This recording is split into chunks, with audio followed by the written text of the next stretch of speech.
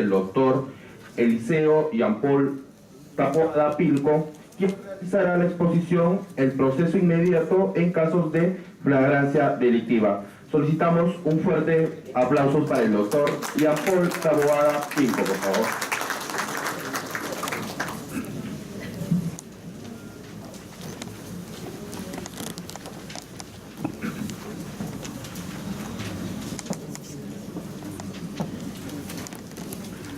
Tengan todos muy buenas noches. Vamos inmediatamente a ingresar al tema por el cual se me ha convocado, que es el nuevo proceso especial inmediato regulado por el decreto legislativo 1194.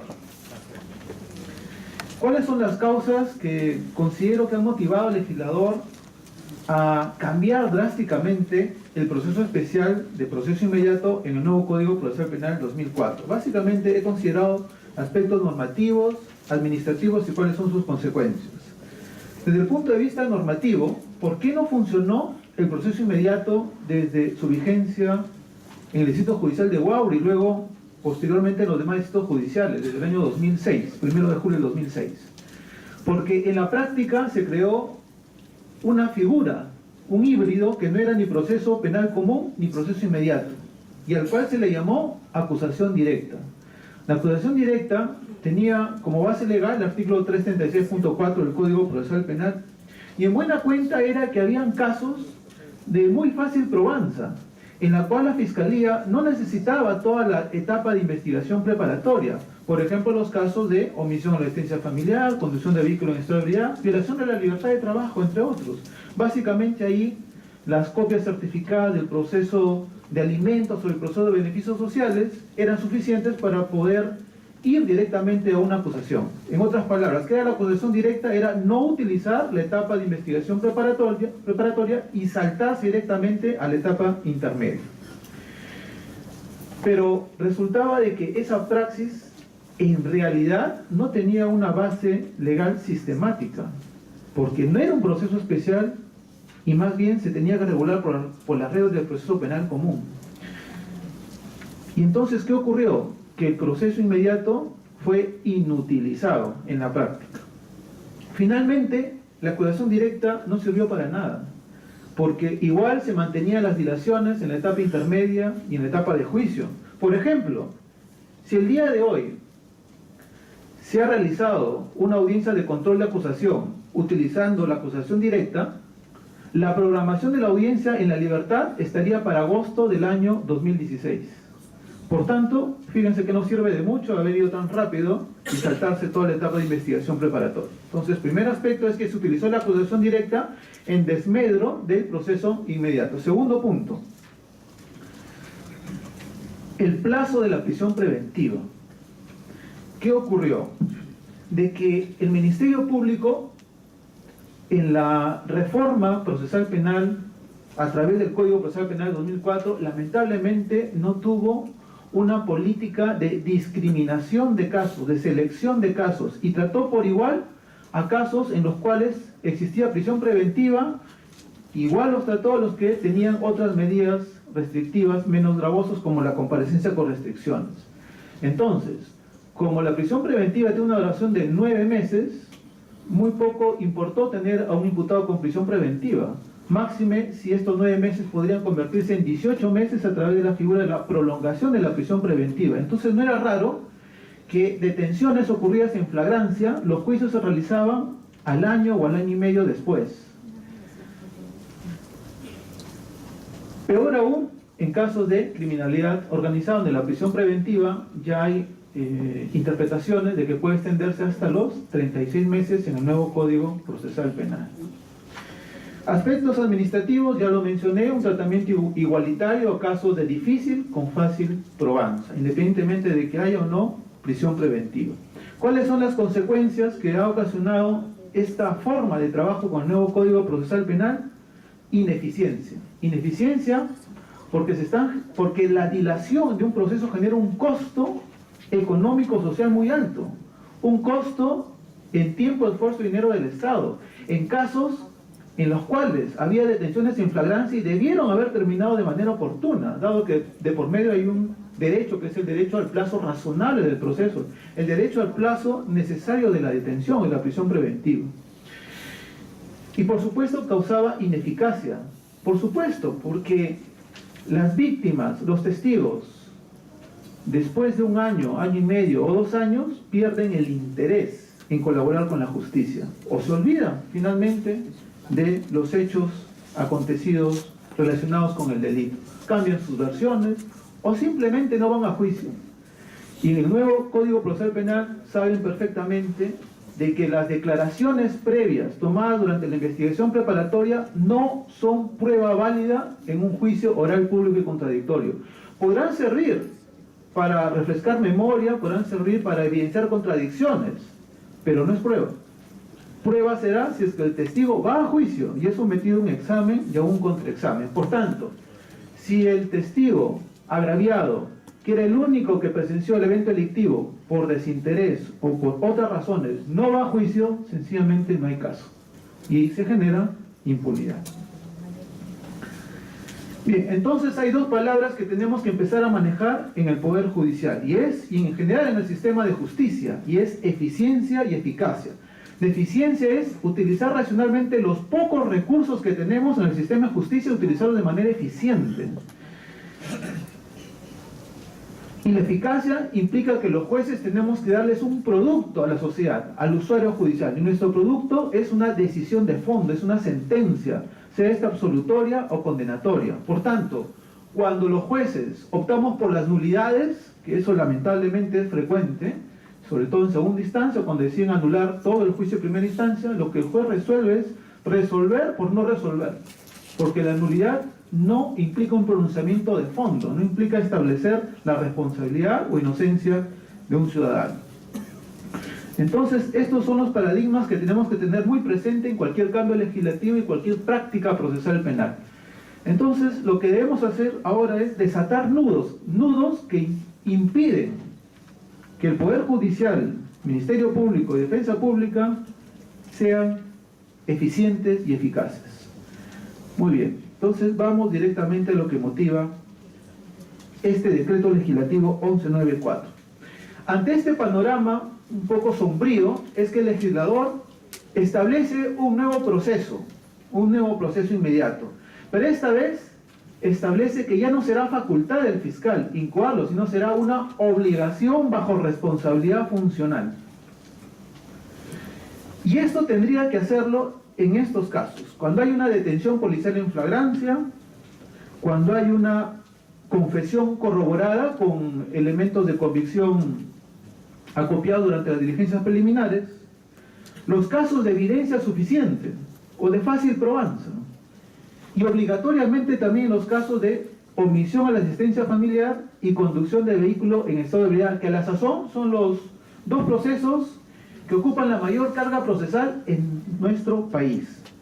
¿Qué hubiese pasado si el legislador no hubiese consignado los 2 últimos delitos, omisión a la asistencia familiar y conducción de vehículo en estado de ebriedad? No importa, porque los 2 encajaban en el presupuesto de evidencia suficiente o fácil probanza. Pero el legislador ha querido ser contundente y para evitar cualquier interpretación, pues en esos casos obligatoriamente el fiscal tendrá que acudir al proceso inmediato. ¿En qué casos no procede? Ante procesos complejos, sin duda. Los procesos de criminalidad organizada no pueden ser reconducidos a un proceso inmediato por la velocidad, y luego voy a explicar, por la velocidad de los plazos muy perentorios. Cuando se trata de distinta situación procesal de los imputados, hay imputados libres y hay imputados detenidos. Tampoco podría utilizarse el proceso inmediato, salvo que la acumulación no sea indispensable. Imagínense ustedes el caso de un delito de robo agravado con cuchillo. Son 2 sujetos agentes, le amenazan a la víctima, le quitan la cartera a la víctima, uno de ellos es detenido a media cuadra y el otro logra huir con las pertenencias. ¿Se puede hacer proceso inmediato? Por supuesto que sí, con el detenido. ¿Por qué? Porque no es indispensable, dado que la posibilidad de identificación posterior del otro sujeto agente puede perfectamente diferirse para continuar en otra investigación. No afecta de ninguna manera la situación jurídico-procesal del detenido. ¿Qué supuestos ha omitido el legislador? Los supuestos de detención preliminar judicial. Es decir, en casos donde no existe flagrancia, pero la Fiscalía tiene evidencia que va a demostrar no solamente la realización del delito y la vinculación del imputado al mismo, sino que hay un potencial peligro de fuga y por eso necesita asegurar la presencia del imputado en el proceso a través de una detención preliminar judicial. ¿En qué fase sucede? En las diligencias preliminares. Y el arresto ciudadano, que puede hacerlo cualquier ciudadano en situación de flagrancia delictiva. El legislador ha establecido que en estos casos hay un mutis legislativo, es decir, ¿cuál es la característica común entre la detención policial en flagrancia, la detención preliminar judicial y el arresto ciudadano? Que tenemos un ciudadano que está restringido en su libertad ambulatoria. Pero en estos supuestos se le ha dado discrecionalidad al fiscal. En estos casos no existe obligación de acudir al proceso inmediato y tiene sentido, ¿eh? Porque fíjense, en un arresto ciudadano no necesariamente se va a recabar evidencia como consecuencia de esa detención o de ese arresto. No necesariamente. Entonces el fiscal deberá, bajo una suerte de estrategia jurídica, determinar si ese arresto, con ese arresto sería suficiente para poder pedir un proceso inmediato de cara a una salida alternativa. Entonces, no está regulado esos supuestos para el proceso inmediato. Eso no quiere decir de que el fiscal, según la estrategia diseñada en cada caso, pueda a partir de este tipo de detenciones utilizar el proceso inmediato. En otras palabras, en estos supuestos sería facultativo. Muy bien, procesos inmediatos para casos con flagrancia delictiva. Ya hemos visto cuáles son los supuestos de procedencia, ¿verdad? El más representativo podría ser la detención policial en flagrancia, que eso ahí me voy a detener un poco más. El plazo. ¿Cuál es el plazo que tiene el fiscal para presentar su requerimiento de proceso inmediato? Es dentro de las 24 horas de la detención. Y si fuese delito de tráfico ilícito de drogas, terrorismo o espionaje en situación de flagrancia, podrían ser hasta 15 días, que son los plazos máximos de las detenciones policiales, pero cuidado, que hay una sentencia del Tribunal Constitucional, en el caso Ali Guillermo Ruiz de Anderas, que establece que el plazo en realidad es el estrictamente necesario de la detención. Por tanto, habrá que tener cuidado en cada caso concreto. Los requisitos de requerimiento evidentemente tienen que estar debidamente fundamentado y acompañado de los elementos de convicción que acrediten la existencia de un delito y la participación del imputado en el mismo. Hay una acumulación de pretensiones, por cierto, porque el fiscal no solamente requiere el proceso inmediato, va a requerir medidas coercitivas, que no necesariamente es la prisión preventiva, puede ser una comparecencia con restricciones, y va a requerir, de ser el caso, una salida alternativa. Desde ahí nada más tenemos 3 pretensiones. El juez dictará un auto de citación a audiencia y el mantenimiento de la detención. Acá me voy a detener un poco, porque se está cuestionando esta ley por ser inconstitucional. Entonces más o menos se dice así: el caso del conductor de un vehículo en estado de ebriedad que es detenido en una situación de flagrancia delictiva, ¿sí? Sería la flagrancia en su sentido tradicional, ¿verdad? Flagrancia en sentido estricto, porque está precisamente conduciendo el vehículo en estado de ebriedad o drogadicción, y en esas circunstancias es detenido por la policía. Muy bien, ¿qué va a ocurrir? Va a ser detenido y va a ser llevado a la sanidad de la policía para que le practiquen el dosaje etílico correspondiente. ¿Qué ocurría o qué está ocurriendo antes de que entre en vigencia el 1 de diciembre del 2015? Que el borrachito se vaya a su casa, ¿verdad? Y después va a ser llamado por la Fiscalía para tentar un principio de oportunidad. Eso es lo que ocurre a nivel nacional. Pero ¿qué va a ocurrir a partir del 1 de diciembre del año 2015? El borrachito se va a tener que quedar primero en la carceleta policial. Porque como es una situación de flagrancia, el fiscal tiene la obligación de requerir un proceso inmediato. Tiene que. Y como consecuencia del pedido del proceso inmediato, el juez tiene 48 horas para realizar la audiencia de proceso inmediato. Por tanto, una lectura inmediata sería: pero ¿cómo es posible que a esa persona se le detenga más de 24 horas si la Constitución Política del Estado estableció un límite máximo sobre el cual no puede ser excedido?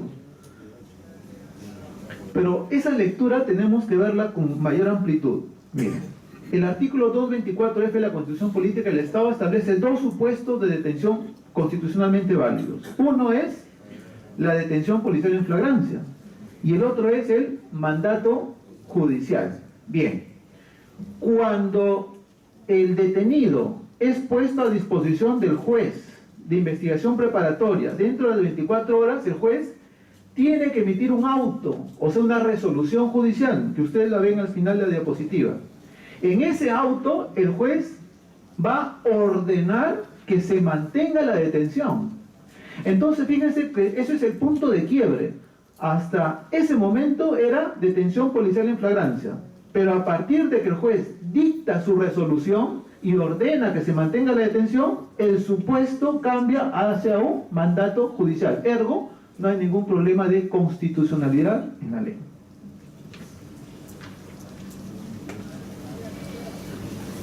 Bien. La audiencia entonces se realiza dentro de las 48 horas. En la práctica les aseguro que van a ser dentro de las 24 horas siguientes. Entonces, esa persona detenida por conducción de vehículo en estado de ebriedad va a pasar ahora de la carceleta policial, va a pasar a la carceleta judicial. Pero se mantiene detenido, fíjense. ¿Qué va a ocurrir en la audiencia? La audiencia es netamente oral. Ya la experiencia se tiene en Lima porque se ha adelantado la vigencia de la audiencia de prisión preventiva. Por tanto, ya hay una experiencia en la dinámica de la oralidad. ¿Cuál es el orden del debate? Le he tenido que invertir porque la norma propone un orden del cual yo no estoy muy de acuerdo, pero la norma ha cuidado, el legislador ha cuidado de decir, según sea el caso, se seguirá este orden. Yo considero que este orden es el más práctico, dada la experiencia que tengo como juez de investigación preparatoria, y se los demuestro.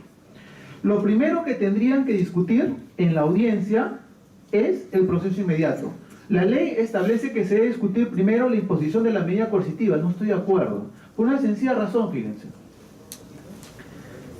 Para que se imponga una medida coercitiva, o sea, una medida cautelar de carácter personal, necesariamente el caso tiene que estar judicializado. No puede existir una prisión preventiva sin que no exista un proceso judicializado. Muy bien. ¿Cuál es la puerta de entrada para que se judicialice el caso en este caso? Sería el proceso inmediato. Si no hubiéramos acudido al proceso inmediato, ¿cuál sería la puerta de entrada? El auto que recepciona la formalización de investigación preparatoria.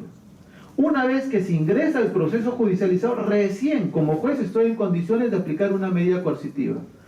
Además, esto tiene un orden lógico necesario, fíjense. ¿Cómo voy a pronunciarme sobre la prisión preventiva si antes no he discutido la detención policial? Dado que para la prisión preventiva yo tengo que necesariamente evaluar los graves y fundados elementos de convicción. Y cuando hay una detención en flagrancia, precisamente las actas de detención, las actas de registro personal y las actas de incautación son elementos de convicción. Por tanto, por una secuencia lógica necesaria, tengo que analizar primero la detención para luego pronunciarme sobre la prisión. Ese es el sentido lógico. Entonces, primero se discute el proceso inmediato, o sea, fíjense lo que les voy a mencionar. Aparentemente esta ley se la critica por ser una suerte de justicia penal express. O sea que los juzgados de investigación nos vamos a convertir en fábrica de producción de sentencias. Pero si vemos el otro lado de la ley, es la gran oportunidad que tienen los jueces de investigación preparatoria, a la sazón jueces de garantía, de hacer algo que nunca han hecho hasta ahora, y es controlar las detenciones policiales, que no es poca cosa. Significa que los jueces recién, de manera obligatoria, van a decidir si una detención es constitucional y legalmente válida. Y se lo voy a demostrar a continuación. Entonces, se discute primero si procede el proceso inmediato. Una vez que el juez dice, caramba, acá la detención se ha realizado de manera constitucional y legalmente válida, apruebo, declaro fundado el proceso inmediato. Recién allí, fíjense, están todas las partes presentes, Está el conductor de vehículo en estado de ebriedad, está su abogado, está el fiscal. ¿No creen que es mejor ahí discutir la salida alternativa? Que seguramente va a ser un principio de oportunidad, dada la baja penalidad de ese delito. Entonces, ¿qué es lo que tendría que preguntarle al juez? Señor, ¿va a llegar una salida alternativa? Sí, señor, vamos a llegar a un principio de oportunidad y se va a reconocer como pago tal cantidad. Ah, muy bien, encuentro que la pena es baja, encuentro que aceptó su responsabilidad el imputado, además de todas las consecuencias civiles derivadas del ilícito penal, es más, está pagando en este momento la reparación civil, por tanto, la apruebo y sobreseo el caso. ¿Para qué entonces voy a discutir la imposición de la medida coercitiva, si ya archivé el caso? Es absolutamente innecesario, lo pongo de otra forma. Delito de tenencia ilegal de armas de fuego, también ese va a ser otro grupo muy importante que se va a trabajar en el proceso inmediato. Artículo 279 del Código Penal, la pena mínima es no menor de 6. Imagínense que en ese caso, algunos me dirán, no, es que nunca se puede establecer como beneficio la confesión cuando hay flagrancia. Y yo no considero que lo sea, porque puede haber, aunque haya flagrancia, puede haber información que sea relevante para la investigación, así que no la descartemos de plano. Imaginemos que en ese caso se discute el proceso inmediato, procede, y a continuación el juez le dice, van a llegar a una salida alternativa, y el fiscal con el abogado del imputado dicen, sí señor, queremos una terminación anticipada. Muy bien, entonces dígame, ¿cuál es la pena que van a acordar en este caso? Señor, vamos a acordar un sexto que es obligatorio, más un tercio por confesión, porque en este caso, el imputado brindó información relevante sobre quién le entregó el arma. Y eso va a originar una nueva investigación para, esclarecer si tenía un origen lícito o ilícito. Muy bien, entonces esa pena, que es de 6, se va a convertir en 3 años, 4 meses suspendida. Y se puede aprobar esa terminación anticipada. ¿Para qué voy a discutir la medida coercitiva si ya culminó el proceso? ¿Se ve que no tiene lógica? Contrario sensu. Contra el tráfico ilícito de drogas. Tráfico ilícito de drogas, se le encuentra en posesión de varios kilos de droga, por tanto estamos en el tipo base, artículo 296, ¿correcto? Como las penas son muy altas, el imputado no quiere someterse a una terminación anticipada. Entonces el juez dice, señor fiscal, ¿han llegado a una terminación? No señor, no queremos terminación. Muy bien, ahora sí discutamos la medida coercitiva. ¿Por qué? Porque el proceso va a continuar. Entonces ahí sí tiene lógica que se le imponga una medida coercitiva. Es por efectos prácticos. Recuerden que el principio de economía procesal es sumamente relevante para efectos de la eficacia y la eficiencia. Muy bien. Una vez que se discute todo ello y termina la audiencia, el fiscal tiene 24 horas para formular su acusación escrita. Pobres fiscales. Porque ese fiscal que estuvo de turno, flaco, ojeroso, cansado, sin ilusiones en el turno, encima que termina la audiencia de madrugada, el juez dice, oye, no te me duermas, tienes 24 horas para formular tu acusación. Y así está la norma. Una vez que el fiscal formula su acusación escrita, el juez en el día tiene que no elevarla, es mal dicho, tiene que remitirla al juzgado penal. Puede ser un juzgado penal unipersonal o puede ser colegiado. ¿De qué depende? De la pena en abstracto. Si es mayor de 6, se va al juzgado penal colegiado. Si es hasta 6, juzgado penal unipersonal. Paréntesis, en Trujillo, los primeros casos de tenencia ilegal de armas de fuego fueron realizados por un juzgado colegiado. No sé cómo se interpretó que ellos eran competentes. Luego se dieron cuenta de que no, eran el juzgado unipersonal, pero ya habían impuesto una sentencia condenatoria. Pasó varios meses y el condenado dijo, señor, habeas corpus porque se ha violado el debido proceso. Me ha condenado un juez que no es predeterminado por ley. ¿Qué dijeron el habeas corpus? Oye, ¿qué más quieres? Que te han condenado 3 y no 1. Así que, improcedente tu habeas corpus. Características de la audiencia, oral, pública, inaplazable. Acá viene lo interesante. Fíjense, se está reconociendo la posibilidad que las partes lleven a sus testigos. Esto es extraordinario porque se condice con el modelo acusatorio con tendencia adversarial.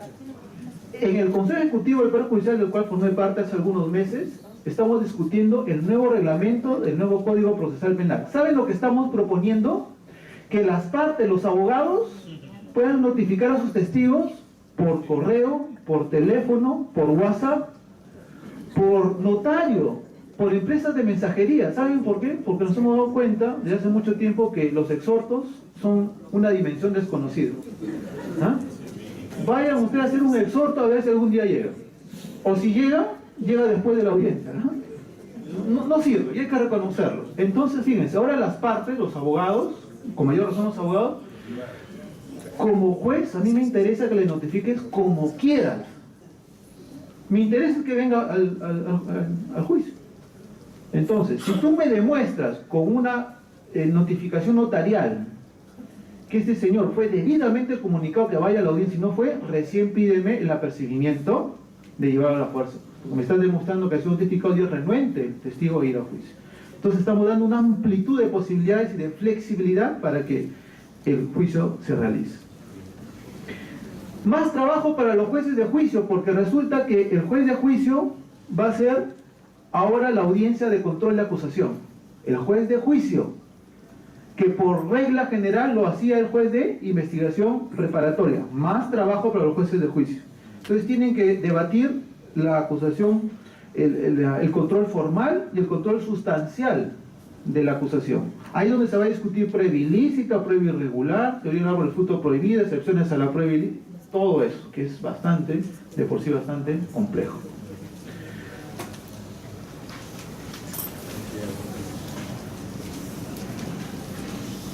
¿Cómo es hasta ahora? ¿Cómo es hasta ahora el nuevo Código Procesal Penal? Miren que se le está quitando al fiscal un tremendo poder. Acá se lo demuestro, miren. Hasta fines de este mes, el fiscal tenía el poder de darle libertad a un imputado detenido en flagrancia. ¿Cuál era la única posibilidad de mantenerlo detenido? Es si pedía una prisión preventiva. Pero si él consideraba que legalmente no procedía una prisión preventiva, como en el caso de los delitos de conducción de vehículos de estado de ebriedad, no tenía otra que dejarlo en libertad. No tenía otra alternativa, porque necesariamente tendría que pedirle al juez una medida distinta a la prisión. Así estamos claros, ¿verdad? Es bastante sencillo. Los clásicos, los tenderos, por si acaso los tenderos ahora están yendo a Trujillo, a Trujillo, a Piura, están yendo de toda la familia y se llevan todo, parecen astronautas, porque se ponen todas las camisas, los polos, lo que se llevan. Ya.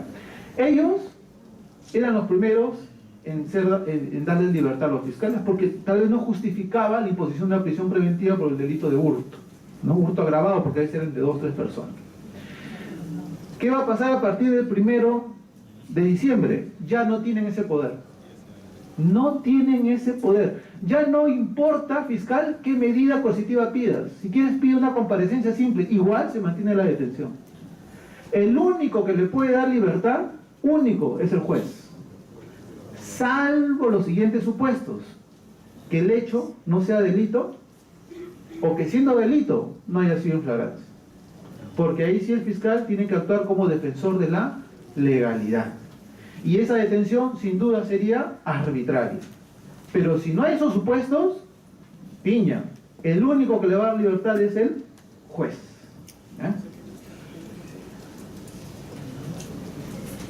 Ahora me voy directo nada más para explicar este punto y ahí les aseguro que ahí termino.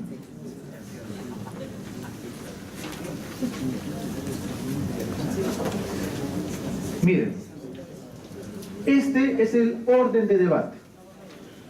Ya les dije que primero se va a discutir el proceso inmediato, lo cual significa que se va a discutir la detención policial en flagrancia.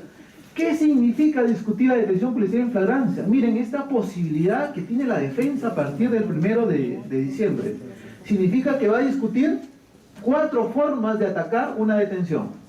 4 formas. Primero, pueden atacar si el hecho es o no un delito. Y cuidado que hay un delito que se llama de marcaje o reglaje, que es un delito que en puridad está reprimiendo actos preparatorios, donde ahí puede haber ciertas arbitrariedades en las detenciones. Detenciones a veces por estereotipos, por prejuicios. Segunda forma de discutir la detención, la flagrancia, que no es poca cosa, porque hay flagrancia material, cuasiflagrancia y presunción de flagrancia.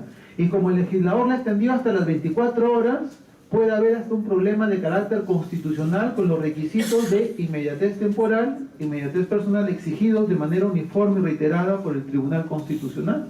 Entonces, es posible darse ese tipo de discusiones en esta audiencia. Tercer nivel de discusión, solamente, miren, discutimos la detención, ¿no? Tercer nivel, los derechos del detenido. ¿Qué pasa si se ha detenido por un delito, está en flagrancia, pero le han dado tanta que era innecesaria, porque el detenido ya estaba reducido, ya estaba esposado? ¿Qué necesidad había de aplicar una fuerza mayor? También tenemos que respetar lo previsto en el artículo 71 del Código Procesal Penal. El detenido tiene un cúmulo de derechos que deben ser respetados. Derecho a guardar silencio, que forma parte del derecho a la autoincriminación. Tiene derecho a que se le diga cuáles son los cargos que se le está imputando. Tiene derecho a hacer una llamada, a comunicarse con una persona de confianza. Tiene derecho a un abogado, tiene derecho a un médico legista, entre otros. Cúmulo de derechos. Que esos también pueden ser vulnerados en esa detención. Cuarto nivel de análisis de una detención, el plazo. Es acá donde resalta ese precedente vinculante del Tribunal Constitucional en el caso de Guillermo Ruiz de Anderas, expediente 6423-2007-HC, precedente vinculante. ¿Qué significa esto? Que habrá que discutir en cada caso concreto cuál era el plazo necesario. A ver, ¿qué pasa si se trata de un delito de microcomercialización de drogas? Se le detiene a un ciudadano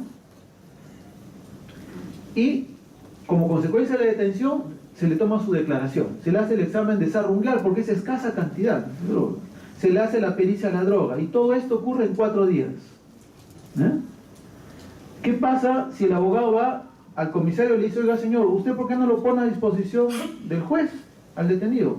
Porque tengo hasta 15 días, señor abogado. Ah, ya, muy bien.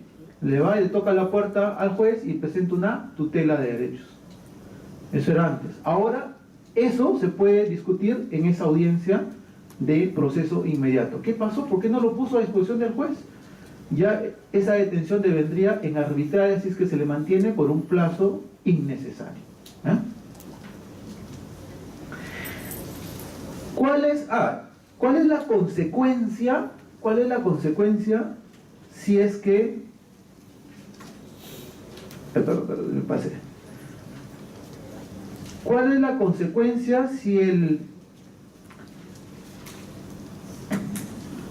juez dice: oiga, acá la detención es ilegal?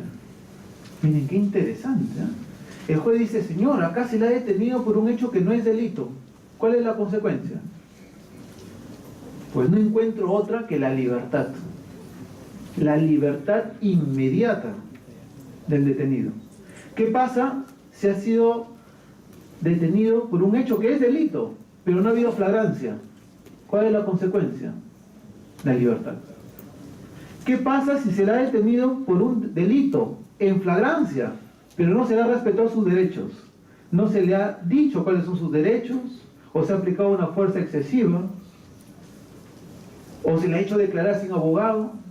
¿Cuál sería la consecuencia? Ya no es libertad.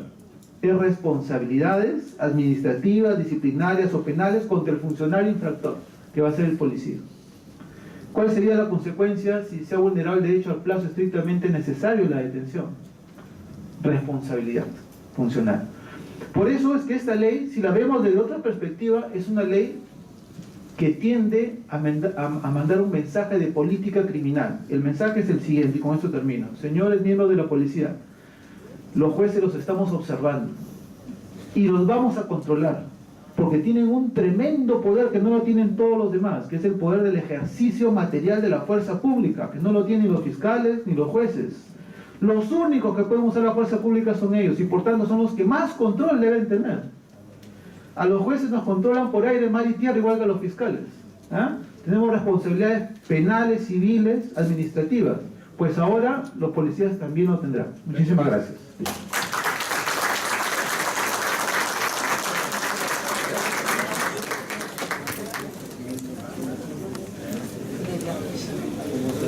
Invitamos al segundo vicepresidente del Congreso de la República para la entrega del reconocimiento al doctor Eliseo Jean Paul Taboada Pilco por la realización de la ponencia el proceso inmediato en caso de flagrancia delictiva, a quien agradecemos especialmente debido a que ha viajado desde Trujillo para participar en el seminario Realidad y Aplicación del nuevo Código Procesal Penal.